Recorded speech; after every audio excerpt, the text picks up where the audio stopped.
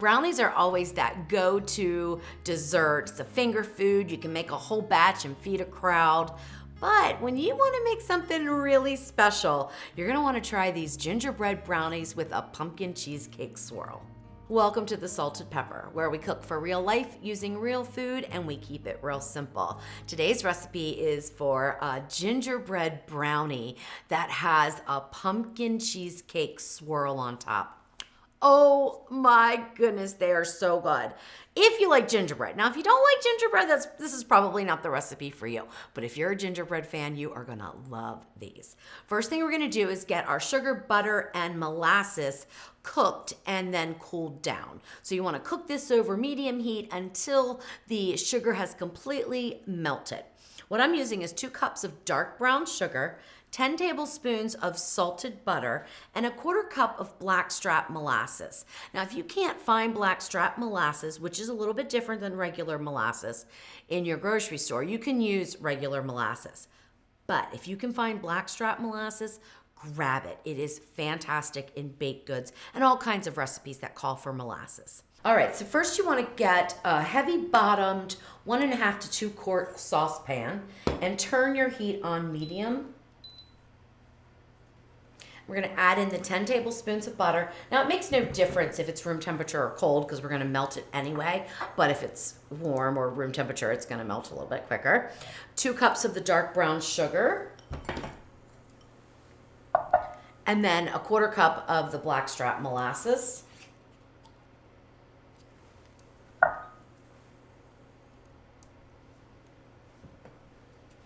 This is going to take about 10 to 15 minutes to cook, and then we're going to cool it down before we move on to the next step of the recipe. So I just like to break up the brown sugar and get it down towards the bottom. Once the butter starts to melt, everything will start to turn into a liquid form, and then we just cook it over medium heat until the sugar is no longer grainy.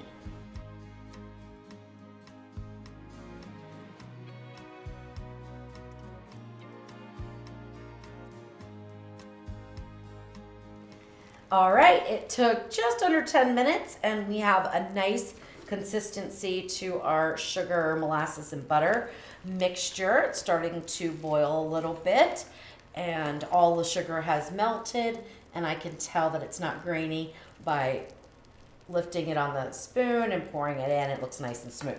So go ahead and turn your heat off. Now you could do one or two things. You could just leave it to the side and let it cool, at room temperature, or you can pop it into the refrigerator. If you pop it into the refrigerator, it might chill into a little bit of a crystally form, but don't worry about that because you're gonna whip it up and it's gonna be fine. I'm gonna leave mine at room temperature and just set it right over to the side while I make the pumpkin cheesecake batter. All right, now I have my ingredients, which is a 1/4 cup of white sugar, 4 ounces of cream cheese at room temperature, a 1/2 of a cup of plain pumpkin that I use from a can, but you could process your own pumpkin if you wanted, 1 large egg, a 1/2 of a teaspoon of vanilla extract, and then we have our spice blend, which is a 1/4 teaspoon of fine grind sea salt, or you could use kosher salt. If you're gonna use table salt, use just a pinch or about 1/8 of a teaspoon. I have a 1/4 teaspoon of ground cinnamon, 1/8 of a teaspoon of allspice, and 1/8 of a teaspoon of nutmeg. Now you can use a hand mixer or a stand mixer. I'm gonna use the stand mixer with the paddle attachment because I just happen to have it here, and that's what I'm gonna use to whip up the other part of the gingerbread brownie batter. 4 ounces of the cream cheese goes into the bowl. Add in the 1/4 cup of sugar along with the spice blend. And then we're gonna start to mix this up on low to medium speed.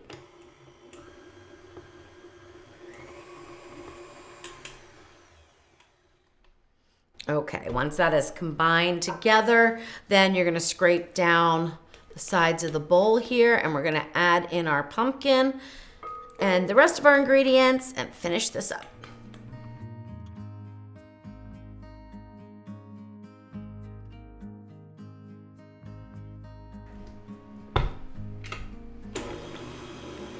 Now just mix on low until everything is well combined.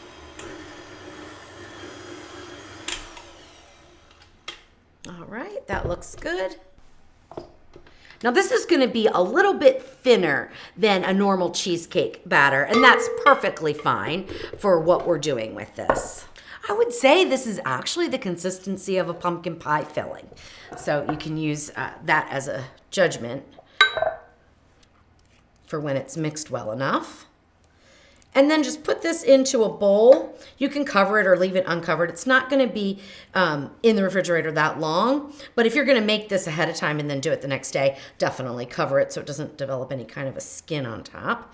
But I'm just gonna throw it right into the refrigerator right now, wash up my bowl, and then we'll move on to making the gingerbread batter. Once your sugar and molasses mixture has thickened some and cooled down, you can put it in the bowl of your stand mixer. Now this is still warm, and we don't want to go right into adding in the eggs or we run the chance of cooking the eggs. So what I like to do is pour it in and get it mixing on a low speed to bring some air into it and cool it down a little bit faster.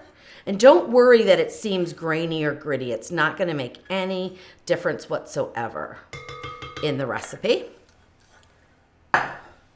If you put it in the refrigerator, it's gonna even be thicker, and I still don't want you to worry about it, but you are gonna have to beat it a little bit more so that it's smooth before you add in the dry ingredients. So go on medium speed. So I'll usually beat that about 5 minutes, but because I don't want to compete with the sound of the mixer, I'm going to turn it off for now and go on to mixing up the dry ingredients for this recipe. You need 2 cups of all-purpose flour, 2 teaspoons of baking powder, and then we have our spice blend, which is 1/2 of a teaspoon of fine grind sea salt, or you could use kosher salt. It's 1/4 teaspoon of ground cinnamon, 1/4 teaspoon of ginger, 1/4 teaspoon of nutmeg, and 1/4 teaspoon of cloves.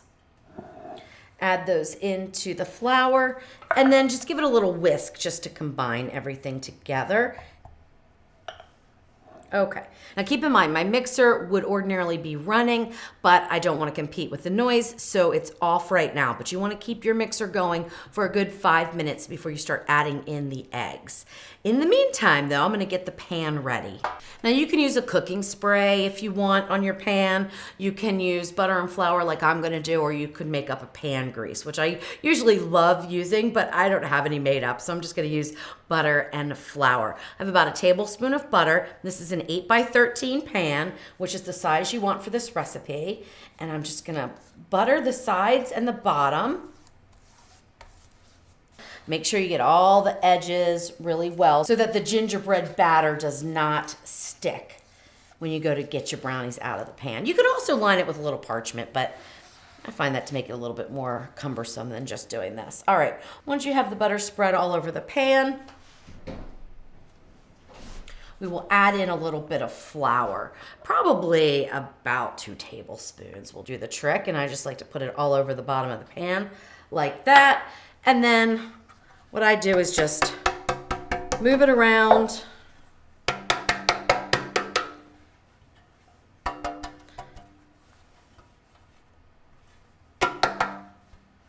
until the pan is lightly floured, and then any of the excess will go into the trash can because we don't want extra flour in there. So make sure you hit your pan really well to get rid of any of the loose flour.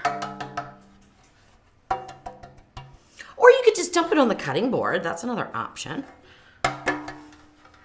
which is what I'm gonna do. All right, so the pan is done. Now to get this mixing for 5 minutes.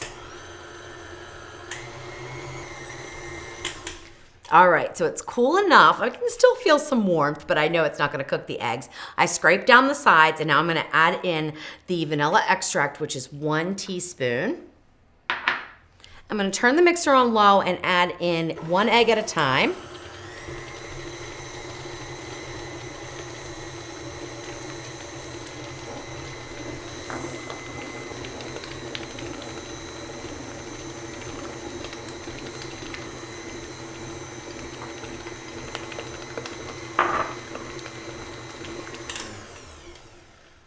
Okay, when all the eggs are incorporated, we're going to Scrape down the sides again to get any of that stiff sugar mixture back in and blend just for another 30 seconds or so.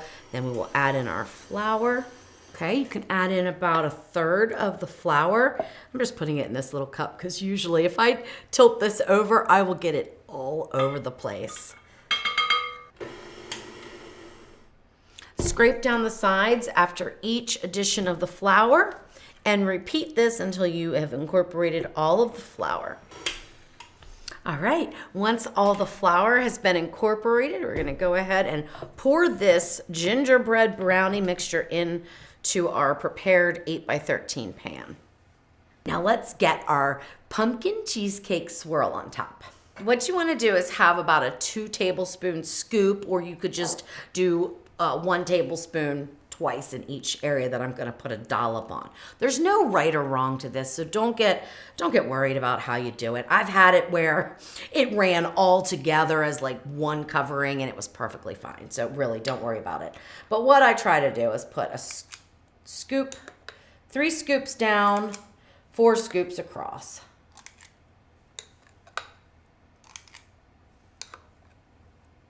I'm only gonna get 3 scoops across this time, which is perfectly fine.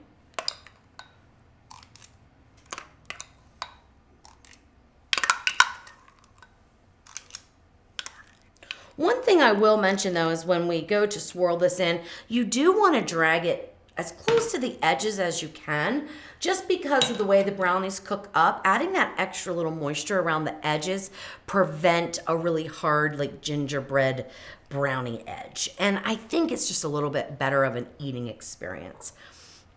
And then you just take a butter knife and swirl it whichever way you want. You can swirl it this way or swirl it this way. It makes no difference. So I just cut it right through. I'm not going deep into the brownie mixture, but just to get a nice little swirl. Like that looks good. I could probably even drag it just a little bit closer to the edge there. All right. Then the next thing I do is take 1 tablespoon of the blackstrap molasses. This is optional, but wait till you see. It looks so pretty. And then just sort of put it right along where the orange part is for the pumpkin cheesecake, just like that.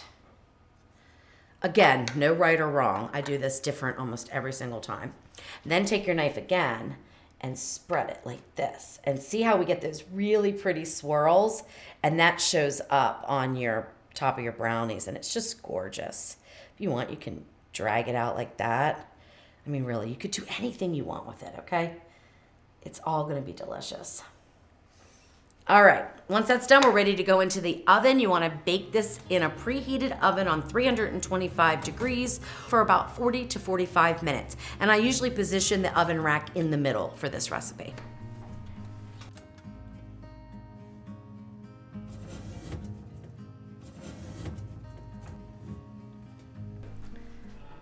All right, there we go. 40 minutes in the oven.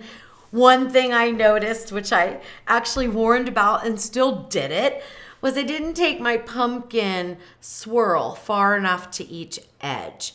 And you can see what happens as they bake. It develops this edge here, and then this center has that pumpkin swirl. Last batch I made, I took it a lot further, and so these edges actually had some of the pumpkin swirl in it too. It's not a big deal, not at all, especially if you have guests that don't like pumpkin. You can really cut them right here and then just serve them the gingerbread brownies. So it's not a big deal, but try to go a little bit further if you want pumpkin all throughout. Now it's important that we let these cool in the pan completely before we go to cut them, and take them out of the pan, cut them, and drizzle them with a little bit of white chocolate. All right, our brownies are cool now, and we can decorate them with a little bit of white chocolate.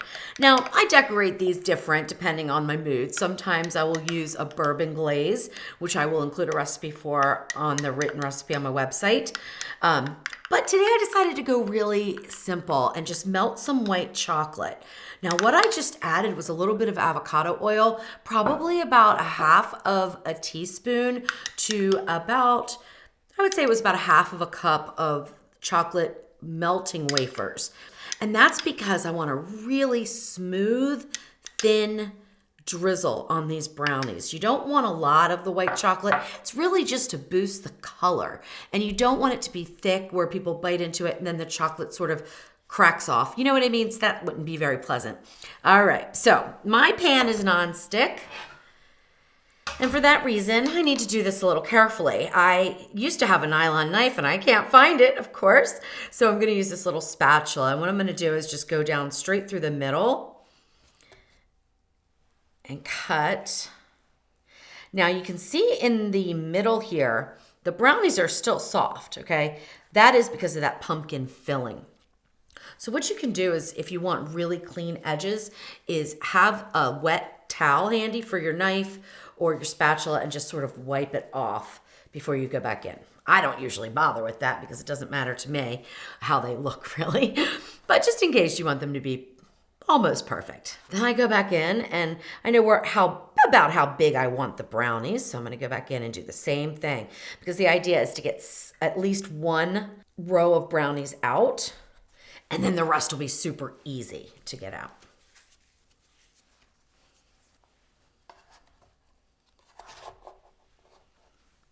All right, perfect.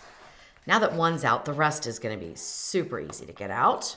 And I'm just gonna put them right on my cutting board because I'll drizzle them all at once, then let the chocolate set up, and then I can package them up. Well, these will freeze perfectly fine. So you could freeze them either in, like if you wanted to serve half and then freeze half, just wrap them in plastic wrap and maybe some foil and then put them in the freezer, they'll be fine. You can let them thaw in the refrigerator or at room temperature. Either way should be fine. All right, now this just lifts out. Once you get that first row, like I said, it's super easy. Now, these brownies, oh my gosh, they are so, so good. Now I can just go with my knife and cut these. Any size you want. You can get about 24 brownies, the size that I'm cutting them, but you can cut them smaller or you can cut them bigger. When I get to the edges, and because I didn't take my pumpkin all the way to the edge, I do try to include some of that with the edge part. This is the gingerbread part, this is the pumpkin part. But look at that. Oh my gosh, so amazing. They are beautiful to look at just like they are, but I really like them when they're drizzled. So we'll do that right now. No right way, no wrong way. I do this really fast.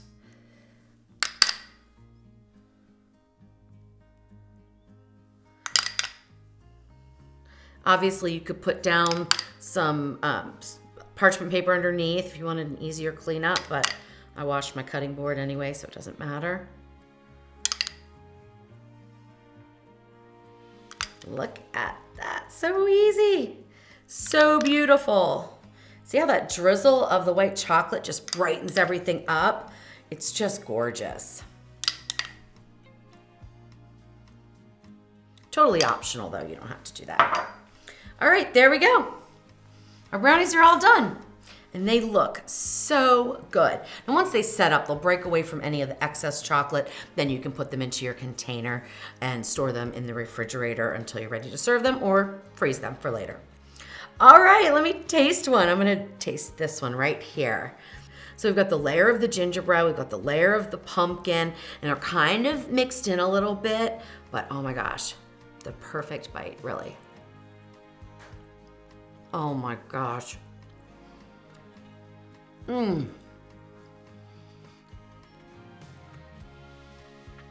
What I love so much about this combination of flavors in these brownies, number one, the texture.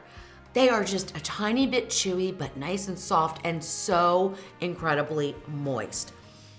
The pumpkin hits you like as soon as you bite into it, and then the gingerbread spices kind of hit you at the end. It is absolutely amazing. I know if you are a pumpkin pie and gingerbread fan, you are going to absolutely love these brownies.